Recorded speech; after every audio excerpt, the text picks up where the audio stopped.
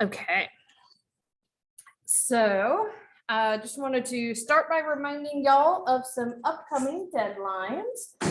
So midterm is again in theory due today. Would really like that by after spring break, if at all possible. Just again, think about not getting yourself too far behind because there'll be lots of stuff coming after break.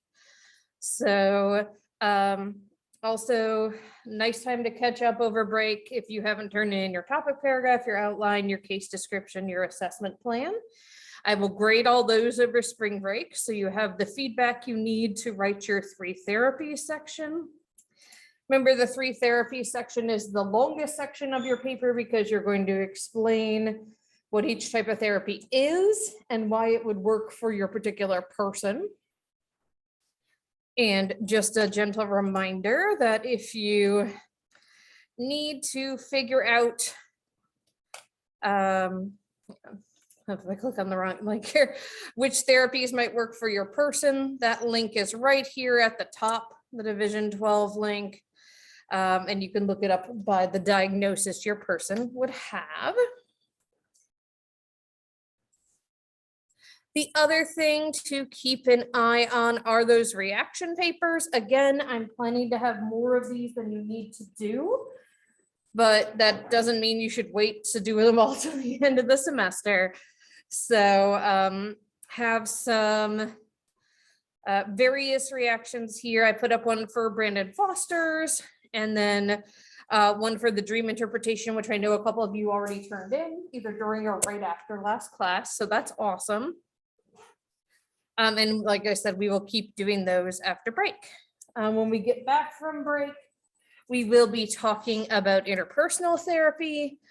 And then on the day that we'll talk about experiential therapies, we'll have visitors from the art therapy program at EVMS. And then when we talk about third wave therapies, I believe on the 14th, we'll have Dr. Babel from the VA in Hampton. And on the 19th, we will have, I can't remember if she's a doctor or not. I'm just gonna like default to call her Dr. Moore, who works for the Chesapeake schools. So she'll come and talk to us about what it's like to work in a school setting. So we'll have lots more visitors, and then I will kind of be our guest lecturer for cognitive therapy since I know the most about them. So any questions about upcoming deadlines, anything like that? Okay, well, should have known the classroom would be nice and toasty as per usual. Wouldn't need my blazer. All righty. So what I want to start with today is this case study worksheet. And this is based off the case study book. And so the case study for this chapter is, look it up real quick. It is number 9, case study 9 in here. So normally I'd break this up a lot more, but since there's only a few of you here, let me check real quick with our people on Zoom. So we've got at least 2 people on Zoom, so they can do something as well. Is that usually I kind of like give each group 1 or 2 of these sections to work on, but we're gonna have to be a little more adventurous today. So if you go either to announcements or to the videos and links for IPT, you'll find a link to this worksheet. Everyone should be able to edit it. And what you'll find, this is the first one we're looking through, so it'll be a little different, but as we go through these, we'll find that some of the stuff's easier to find than others based on who wrote it. So what I really like about this case study book is each one is written by someone who's an expert in that field, as opposed to some case study books like the same person writes it. But here you really get to see like how they think through things. So here is what we're going to do. Let me look at my, yep, cool. So let's see.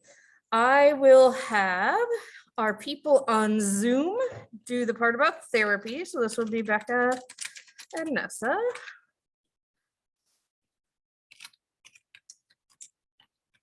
Okay.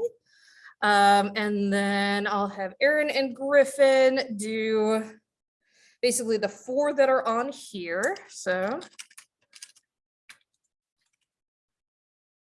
do E and G here. And what you're gonna do is just look through the case study and find this information. And you don't have to write complete sentences. You can do like bullet points.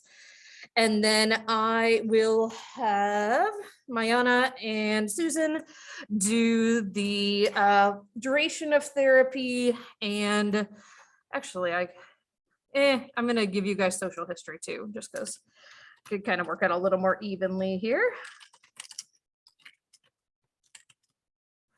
And let's make that M&S. All right, it's not that kind of class today. Okay, so go ahead, get with your partner, look through the case study. If anyone in person needs to borrow my copy of the case study book, I brought it in, and fill out your sections. And so Becca and Nessa, I'm gonna go ahead and put you all in a breakout room so that you can talk with each other as well.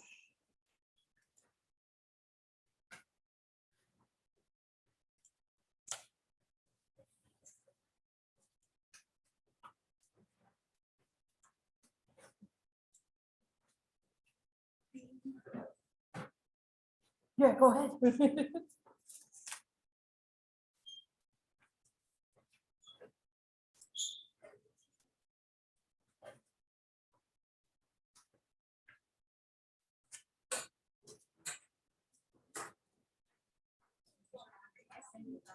Identifying info is just like if it says their name, how old they are, their gender, really basic stuff. Good question.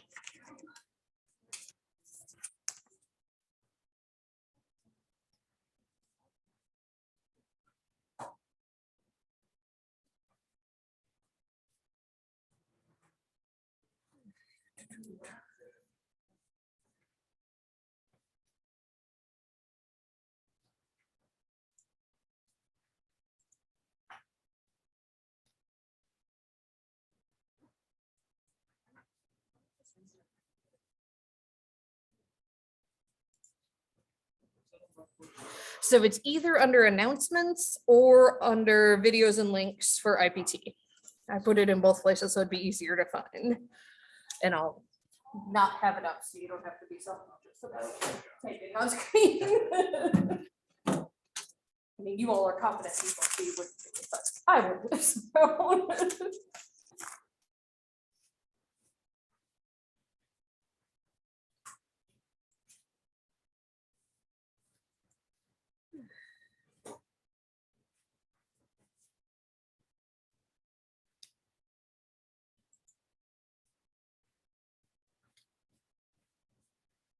We might have lost our same people.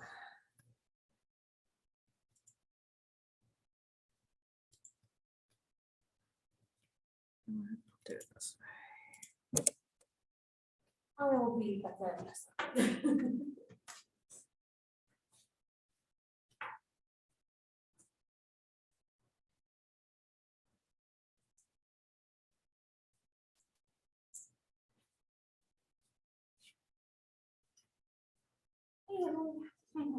Sorry, all good. So we're working through the case study. So you can either just join either of the groups.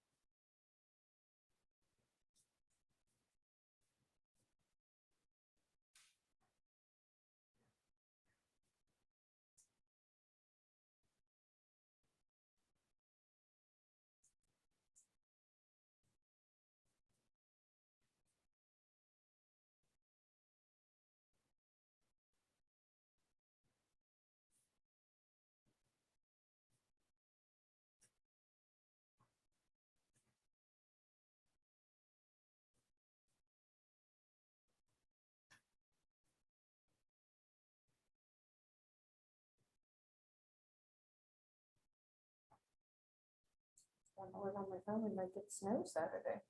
Happy spring break. Woo!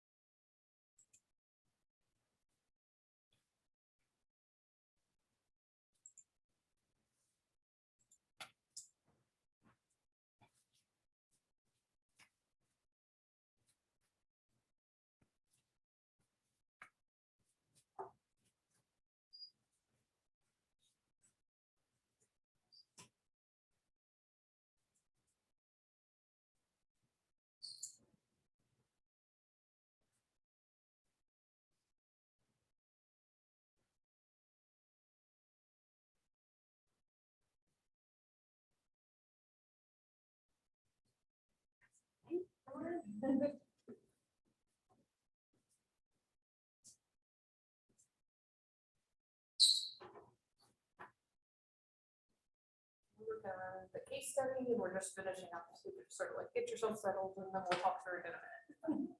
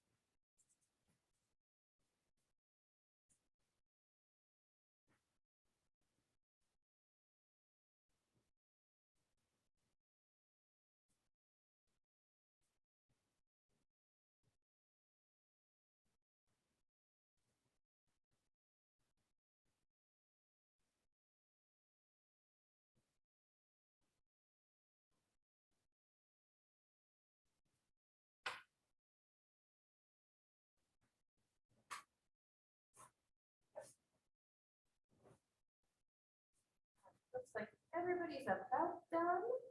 I know there's one section y'all are working on, so you can keep working on it while we start talking through everything else. And Nessa, thank you for adding stuff online. I was glad you were able to do so. So what I like to have us do is have each group talk through their section. Let me make this actually legible on the screen. Hey, there we go. Alrighty, so Erin and Griffin, walk us through your sections here.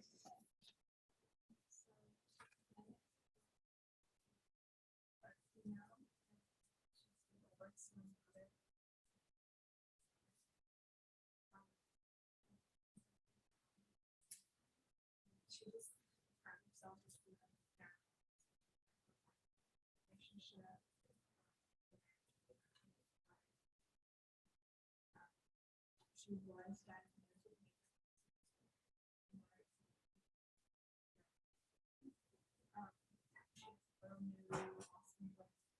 insomnia, low appetite,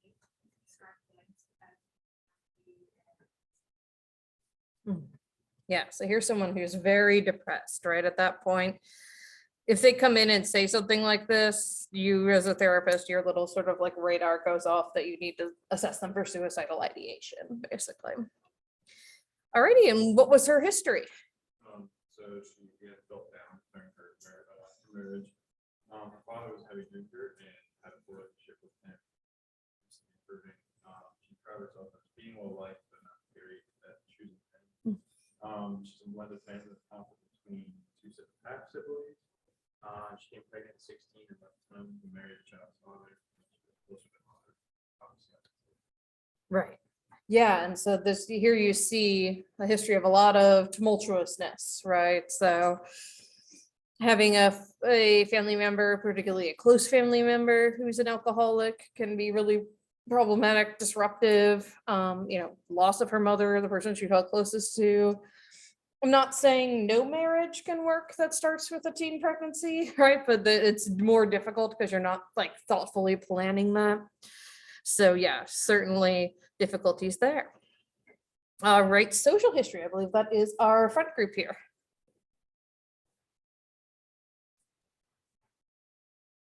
okay, so it said like that years old, father died really year ago, like a year after. So that was like a 2-year time span of their death. Major family conflict, have siblings. Relationships and full siblings, support comes from younger adults were son's friend. And then growing up, she's always around fighting and yelling. Learned to like avoidance as well, work with elderly, and lost her job, not having a supportive partner. Responsibility with relationships, like avoidance and Yeah, so I mean, here's someone that like has no good relationships. Connecting with your son's friends, right? It could be fine, but could be sketchy, depending, right? And not having, someone who's going through the same life stages as you to be a support can be a challenge as well. Certainly, just to give you all an example, when I was in graduate school, I was in grad school for 6 years after undergrad. So in that time, I had friends like buying houses and things like that. And I was like, wow, I'm making $12,000 a year. That's not going to happen for a really long time, right? So it could be really difficult not to have that connection. Alrighty, and what techniques did they use and how long did therapy last? psychotherapy is receiving information. Seeking information from the psychotherapist, questions such as what's next first. This process is the beginning step of therapy sessions, and you need to define solutions. Those people who work their own relationships. This is what therapists think about how this happens and currently experiencing function. The technique called square relationship and communication, say behavior for Yeah, and so these are techniques used within the IPT style therapy, interpersonal therapy. So after we work through this case, I'm going to give you all like a very brief overview of it. But these are some of the techniques that they use. So these would be akin to in psychodynamic therapy, how they talk about, free association and therapist interpretation, right? These are the things you do in a therapy session. All right, and Mayana, I can rotate back unless you're good. Well, we didn't really finish it. Sure. But I was briefly trying to like read through her Mhm. strengths, and obviously it was a really deep like conversation of the text. But I did notice that like her first connection was that she started to notice that she needed to trust herself more. That was one of her big issues, and that she did realize that not all aspects of her life were bad.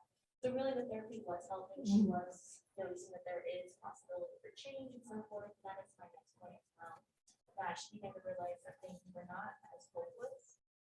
That there was possibility for change. Yeah, exactly spot on. And then some of the things everyone in the room has already mentioned could be strengths too, right? The fact that she loves her job, that's great. That she doesn't find it stressful, like that's a minor miracle, right? So, yeah, so you all are spot on. And then since Nessa kind of got abandoned, I don't know what happened to Becca. I think she lost connection. I did some of this, and then Nessa, I'll turn it over to you when we get to the last section. So the difficulties encountered during therapy, she had a really difficult time trusting herself because of this history, right? And as you all mentioned earlier, avoidance, right? Rather than engaging with issues, she would just not. And that can be really problematic over time because like resentment can build up. She never fully explored her grief for both of her parents. Nessa's mic is not working. No problem. I will cover it. And then she often put others first instead of herself, sometimes to her detriment. So she took responsibility for like others' mistakes that were not her own, and she was not engaging in any kind of self-care. So she attempted to revert to those old relationship patterns as well. So we do this in general, like people, the best predictor of future behavior is past behavior, no matter how hard you're working to try to change it. So everybody as people ends up doing this. All right, so effectiveness and result of treatment. If you remember from when we talked through assessment, that BDI is the Beck Depression Inventory. It's short, 21 items, usually takes people about 5 to 10 minutes to fill out. So you often have them do it in the waiting room before your therapy session. And you see that she went from a score of 43, which is in the severe depression range, down to 14, which is mild depression, or even you're getting into like not diagnosable at that point in time. So that's great. It's wonderful to see that. Okay, Vanessa's gonna leave and rejoin. Yeah.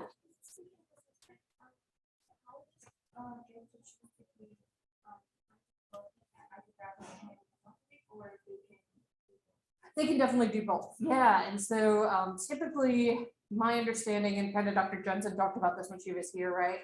Is if you have a practice or even you're, within a hospital setting, you tend to figure out which assessments work best for what you're trying to do.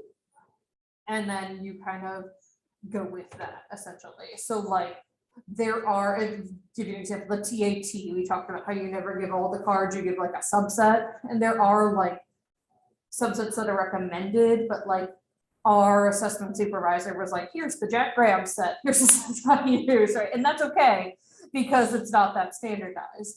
But yeah, so for example, when I did neuropsych assessment as a grad student, our supervisor had put together batteries of instruments, and this is pretty typical, although there are like standardized batteries that can take like 12 hours to go through.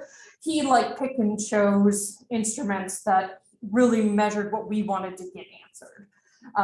And you can do that, and you can also like get through that and then be like, I think I really need to know more about X for this person. And so then you can add something else in. Yeah, that's a really good question. Alrighty. Let's see what else. So yeah, major improvement in moods. We see that from the data, but she was also self-reporting it. She found better ways to view herself and the changes she was making. She had a positive experience of being more assertive and direct, and it was made clearer It made her, not here, clearer on what she needed. She identified aspects of what were causing her problems. She set boundaries around her role. That's hard to do, right? To set boundaries with other people in your life and be like, I'm not available now. And people can be insulted by it, right? But sometimes you need to do that for self-preservation. And sometimes it's not helpful to the other person to always be their crutch, right? And then enabled her to make sense of her mood as well. And she had a more hopeful view of the future. So that being said, next thing I'm going to do is give you all just a basic overview of what they look at in IPT. And then we'll watch some videos of people doing IPT so that you get a good idea of what it's like. Just like quick side note before we dive into anything else, IPT is one of the therapies that has, really good research behind it. So this and cognitive behavioral therapy that we'll talk about later in the semester, for example, are the therapies that like consistently come up over and over as things that really work really well for depression in particular, but some other things too. So for example, IPT is one of the few empirically supported treatments for bulimia nervosa. And for some people, this is going to work better than other things. So it's really good to have this as an option. Oh, we have some sort of pretty arrow figures here that I'm going to erase. Now there, that's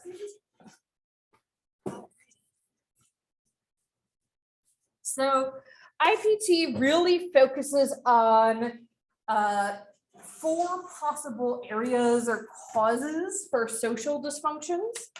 And so those are interpersonal disputes,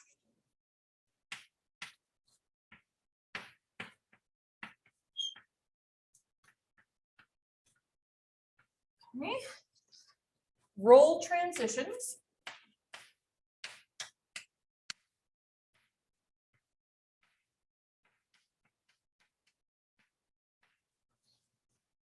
grief, and interpersonal deficits.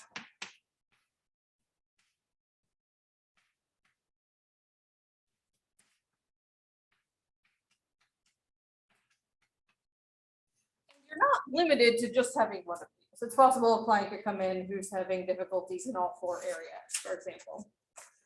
So interpersonal disputes tend to occur in marital, family, social, or work situations. Basically, anytime you have an interpersonal interaction, there's the potential for interpersonal dispute.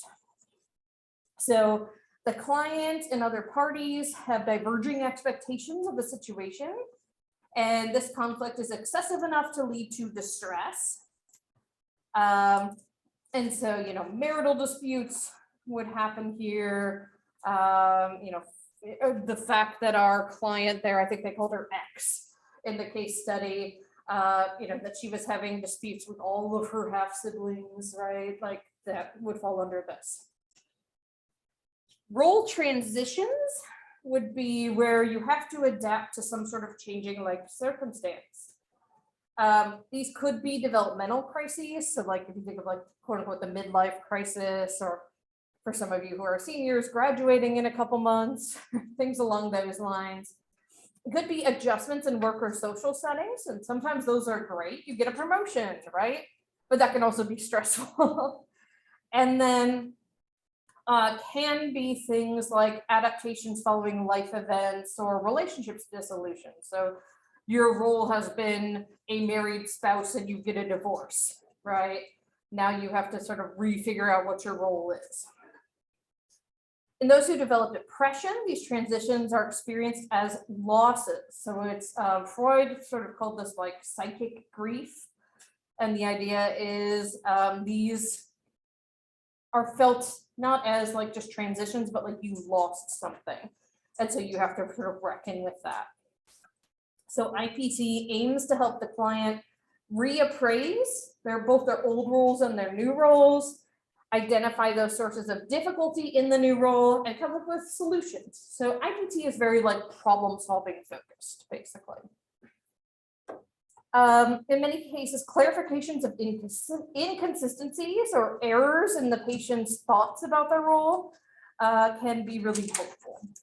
Grief is specifically reserved for bereavement, so loss through death, right? So you could feel a symbolic loss, but you would deal with that under role transitions. So for our patient X, right? Definitely grief, losing both her parents within a 2-year span. That's a lot, right? Even if she had a complex relationship with them. And sometimes more because you had a complex relationship with someone, the grief is really difficult to navigate.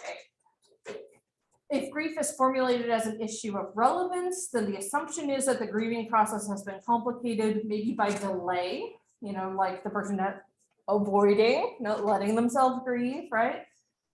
Or excess, other stuff piling on. So the therapist will help to reconstruct the client's relationship with the deceased and encouraging them to experience those emotions, as well as clarification, empathic listening to help facilitate that mourning process with the aim of helping the client work through it and start to establish new relationships if necessary.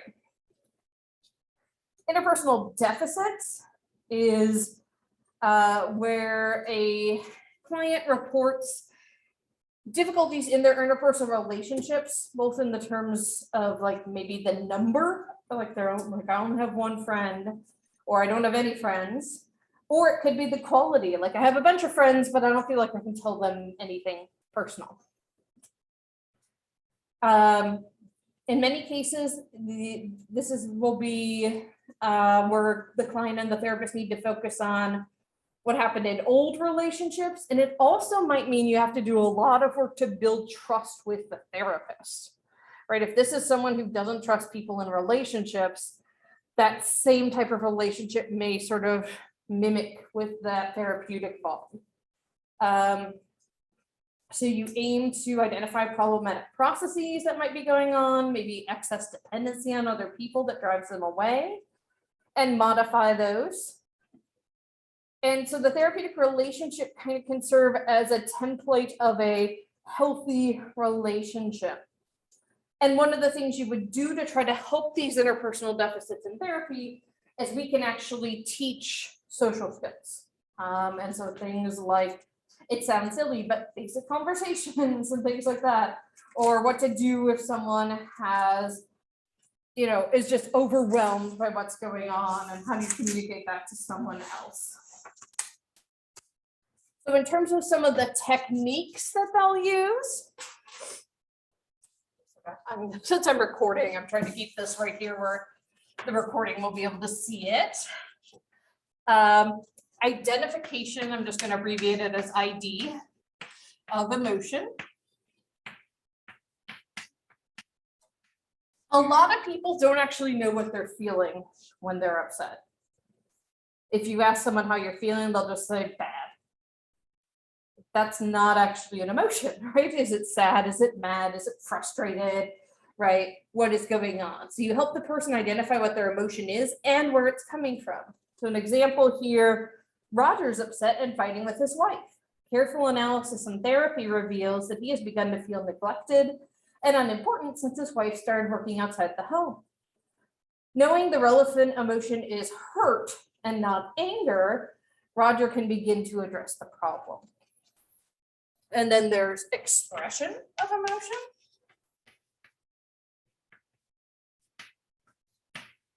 Our culture is really good at telling you to bottle stuff up, right?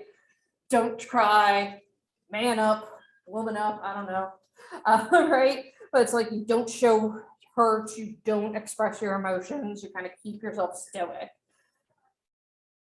So this involves helping the person express their emotions in a healthy way. So same example, when Roger feels neglected, he responds with anger and sarcasm. In response, his wife reacts really negatively, right? So instead, by expressing his hurt and his anxiety at no longer being important with her life, Roger can make it easier for his wife to react in a way that's more helpful, maybe even with reassurance or nurturance. And kind of related here is dealing with emotional, I'm gonna read it, baggage. Y'all got it. Some people have more than others, right? Some people only have a carry-on, some people have 2 checked bags, right? And so often people bring unresolved issues from past relationships, and these can even be relationships with your parents, for example, into present relationships. By looking at how these past relationships affect their present mood and behavior, they're in a better position to be more objective and work through issues in their present relationship. So for example, growing up, Roger did not get nurturance from his mother. She sort of put his needs on the back burner. When choosing a wife, Roger subconsciously chose a woman who was very attentive and nurturing. And while he agreed that the family needed the increased income, he didn't anticipate how his past relationship with his mother would sort of manifest as soon as his wife started working outside the home. So by realizing that, talking through it with his wife, they were able to come to a better understanding. She didn't quit her job, but they were able to navigate, like, this is not abandonment. And in fact, she was probably able to express how fulfilled she was from that as well. So I do have several videos related to these. So the first one is talking specifically about role transitions. So we will start there. And these, I believe, are grad students. So In this session, we meet Cheryl. This is not always the best acting, but they're trainees, so they really get like the technique spot on because they're being very careful about it. So, who a year ago divorced her college sweetheart and husband of 10 years. They have 2 kids together, ages 5 and 7.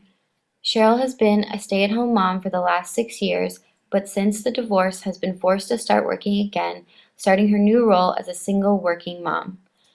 This is the 5th session that Cheryl has had with her therapist, and they will be discussing a strategy to deal with her new role as a divorced single mother transitioning into the workforce.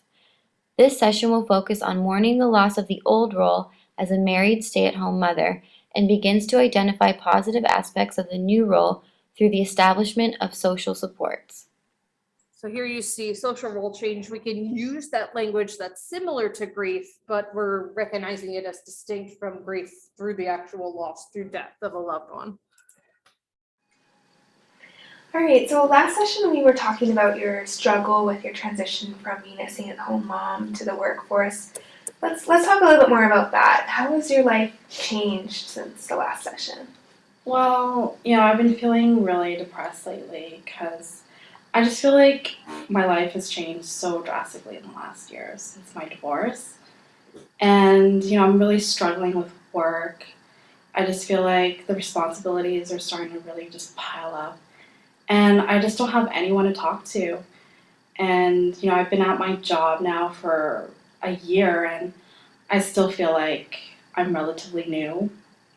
And there's just nobody there to talk to about it. Mm-hmm. Yeah, I can understand that after so many years away from the workforce, your roles now must be really different from that when you were at home with your kids. Tell me a little bit more about what you loved about being at home as a stay-at-home mom. Well, I really loved being around my kids. I think it's just really important for parents to be, there for every moment. Like I was there when they first started talking, when they first started walking. And, I really think it's important for parents to, just be involved. And, I got to see them grow up and, I taught my kids how to tie their shoes. So I just loved being there for those moments. Mm-hmm. Yeah, it sounds like you're such a devoted mother, and I can see how it's not always easy to give up those moments, and especially as a single working mom. What things about being at home did you not like as much? Well, as much. This is really important. So they're talking about the positive things, the things she really liked about that role, why she is mourning the loss of that role. But then you also want to call attention to what are the reasons that maybe that role wasn't as good, because we tend to kind of look back on things with rose-colored glasses and forget the problematic things that happened, right? As I really loved being around my kids, I just felt like I was missing out on some, normal things. And I just missed having, adult conversations and just being around adults as well in general. And since my divorce from Mark, I only have my children to talk to. So I really do miss that. And,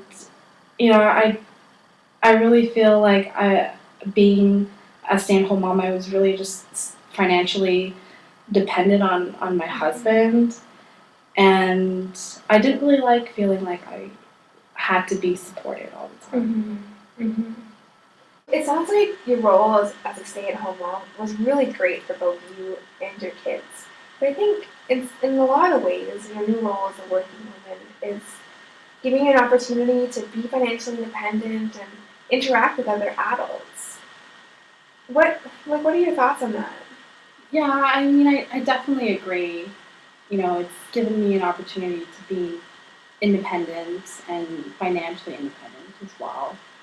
And I love working. I love being around adults now. But I'm still struggling with work. Like I'm having a really difficult time. I just really feel lonely, and I know that everyone at work is friends with everyone, and I kind of feel a little bit like an outsider. So it sounds like your work experience, it might help you if you get a few social support networks and build up some friendships at work. Are there any opportunities where you might be able to get to know people a little bit more and interact with them on a more personal level? Opportunities? Yeah.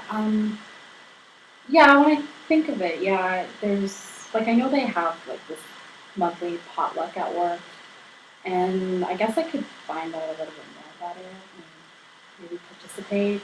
I really do make a really good catchphrase. So, and I know that they have weekly volleyball tournaments with some of the coworkers.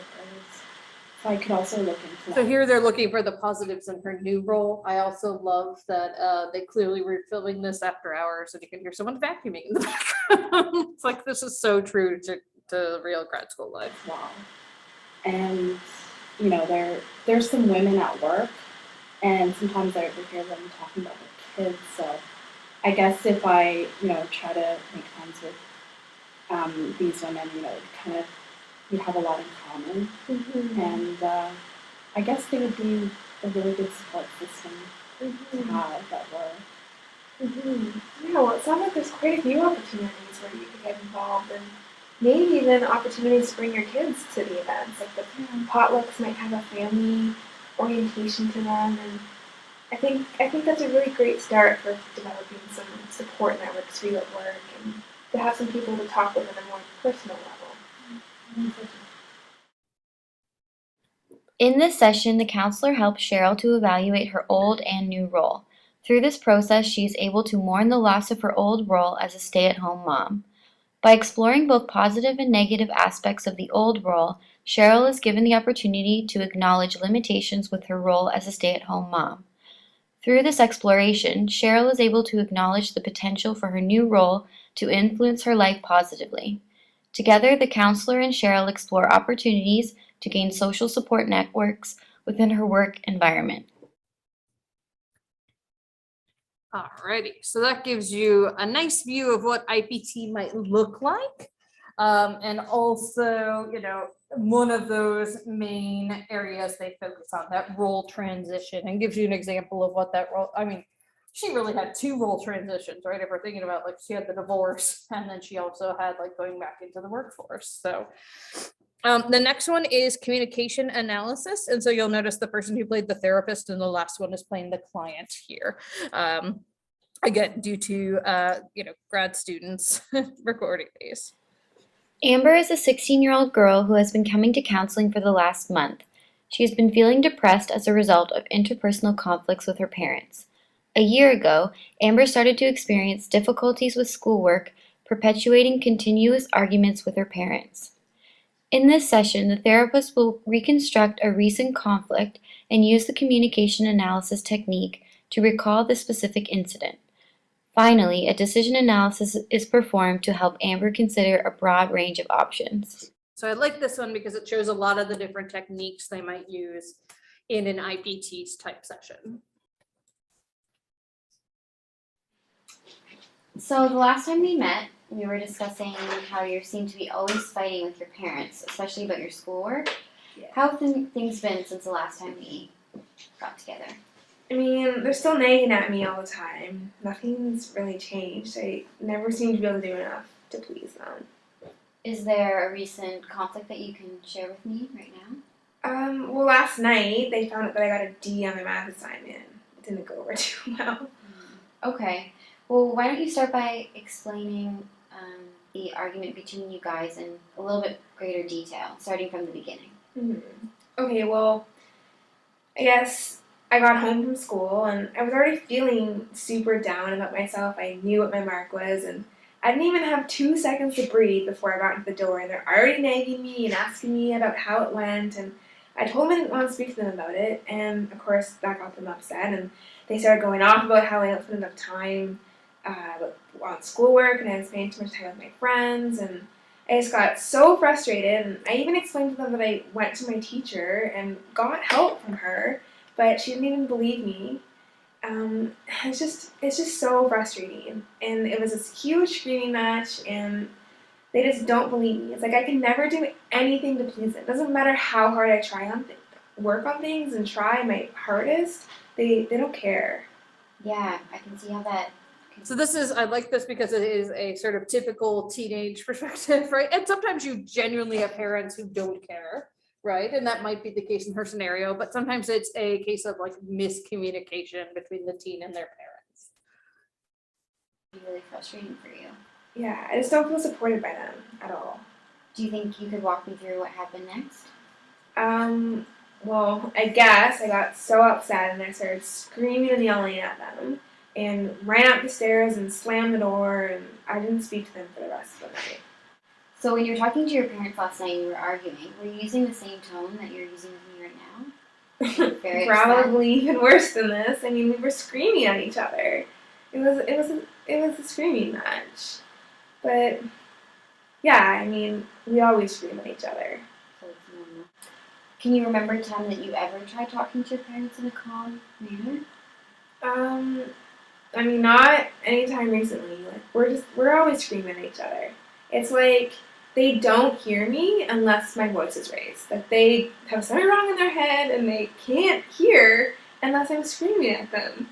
So it sounds like you and your parents really can't have a normal conversation. No. Do you think if your parents were to approach you and using a calmer tone that you'd listen to what they had to say?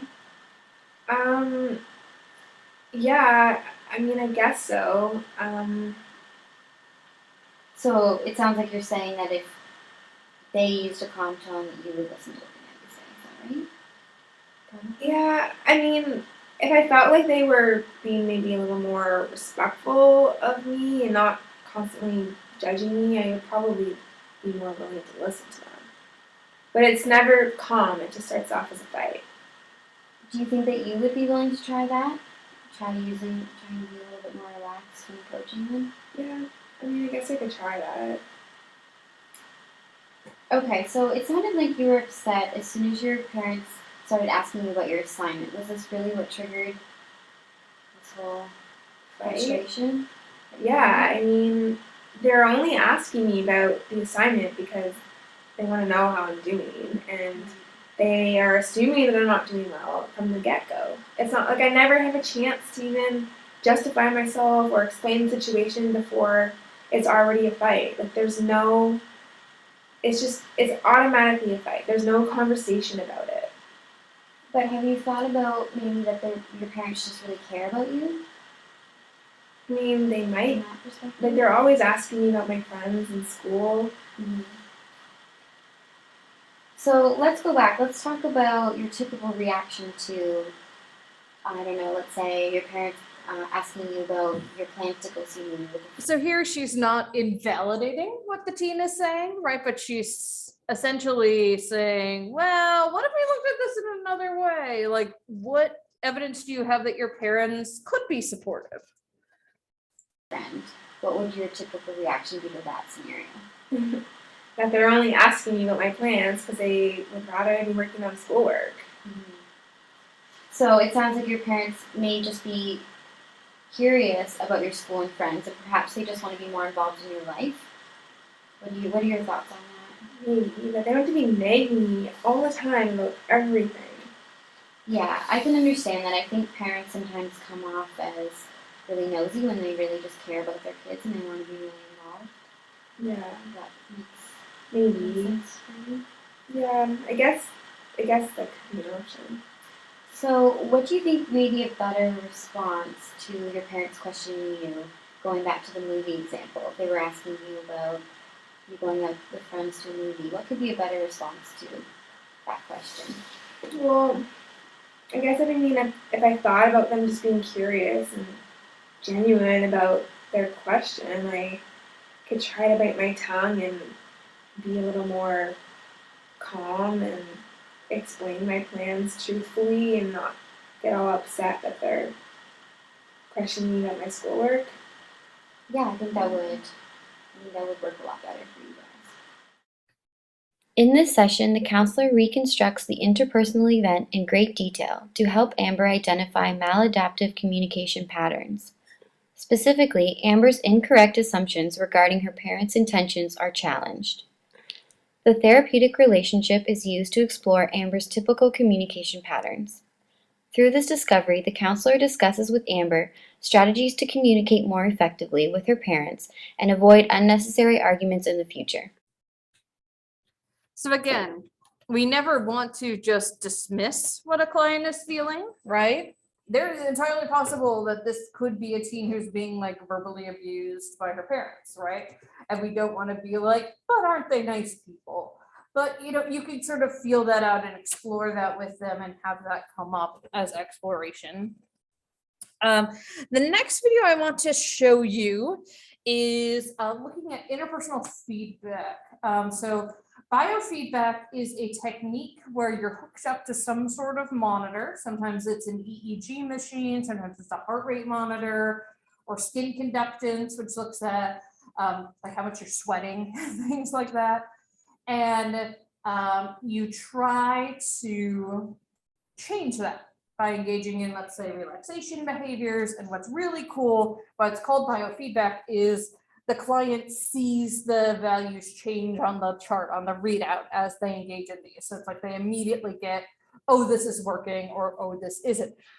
So this guy's going to talk about combining interpersonal therapy with that, which I think is a really interesting idea and shows you how therapy has really evolved beyond even what your textbook can cover, right? There's a lot of really cool innovations like this.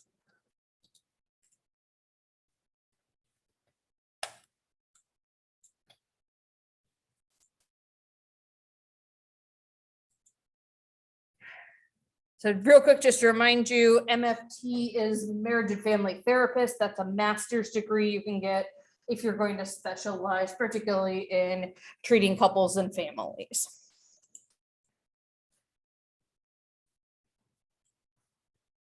Hi, I'm Steve Castle, and I want to introduce you to something I call interpersonal biofeedback, which is two evidence-based therapies, biofeedback therapy and psychotherapy, or in this case couples counseling, merged together on a computer screen working with a therapist. So in a moment you're going to see two people who are hooked up to instruments which measure heart rate, something called heart rate variability, hand temperature, sweat gland activity, and respiration, as well as... So heart rate, temperature, sweat gland activity. So again, that's how much you're sweating. And also respiration, so how quickly you're breathing. And sometimes it looks at like your oxygen intake as well. So the cool thing about this is couples therapy. So you're gonna have not one, but two people both hooked up to these monitors so they can both see what's going on as they engage in positive or negative interactions with each other. Having the capacity to look at audio and video and replay it to the couples.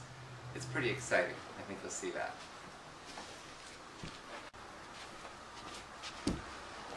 Okay, so we're going to pretend that we're married, or we're a couple, and I'm going to hook myself up in a second to the instruments, and we're going to see what piece of the session might be like.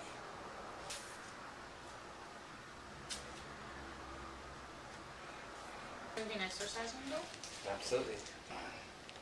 So the band that they're putting around their waist, that's what's gonna measure breathing. Sometimes it goes around your chest as well.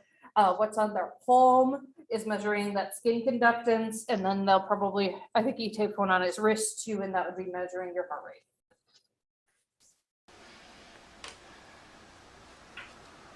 Oh, and the what they have on their thumb there is a pulse oximeter, which gets at your oxygen levels. Okay, we're both hooked up now, looking at heart rate, hand temperature, sweat gland activity, and the waistband and the belly measures respiration rate. So first let's relax so that we warm our hands, decrease sweat gland activity. Let's talk about that disagreement again, but I want you to pay attention to your breathing, and I want you to pay attention like I taught you to how to warm your hands and relax your muscles and be aware of your body, okay, while we're talking about that. And pace yourself. Remember, using I statements, okay? So what he's doing now is using interpersonal techniques, but in a couples setting. So one of the big things you do when you do couples therapy is you get people to make I statements. So instead of being like, well, you did this and you did that, you're like, when this happens, I feel this way. So you're putting it in your context, and the person understands that their behaviors have a consequence on you when you're feeling this, right?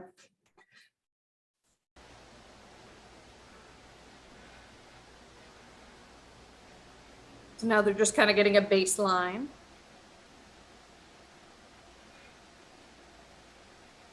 So with that argument that we're having, maybe what we should do is sit down sometime and decide where your paycheck goes and where my paycheck goes into our own accounts, and then how much money we put into our common account. Well, I like the idea, but you make more money than I do, so we have to look at that and rationalize, how much I can put into our account and how much you can. And I think we need to resolve the issue some way so we don't have to fight over this again. Okay, so then we can figure out a percentage of my check versus percentage of your check, or what feels fair to both of us. Correct. I think that we should talk about things and whatever you decide to put in your account, whatever amount, and whatever amount that I decide to put. So again, this is a fake argument. I don't think these people are even in a couple, they're just colleagues, right? So they're acting it out, but you can see how much like his vitals are changing as they're talking about some of this. So hers have been kind of going up and down, but he's clearly like got a little spike going on there. In my account, it will be agreed upon us, and whatever we have together in the joint account will go for the things, not for the things, personal things. So with interpersonal biofeedback, we can replay the session to the couple, and they can observe how they were talking with one another in language and eye line and how they hold their body, as well as how their physiology responded to one another, and they can learn to change and shape their behaviors in the most amazing way. And what we see is that couples tend to get along better and are reporting happier marriage. So obviously a little bit of an ad for his practice as well, right? But gives you kind of a cool perspective on ways that we can integrate really advanced techniques with, you know, things that have been going on. I think IPT's been around since the 70s. So really cool ways to integrate that. Great. Any questions about IPT, about how it works or anything like that? All right, well, y'all worked really hard today. You did the work of 15 people, just, you know, the 6 of you here at Mesa. So I'm gonna go ahead and let you out early. If I won't see you again, have a great spring break. I know some of you are having my next class, so I'll say to get after that. But take care of yourselves, try to give yourself some downtime.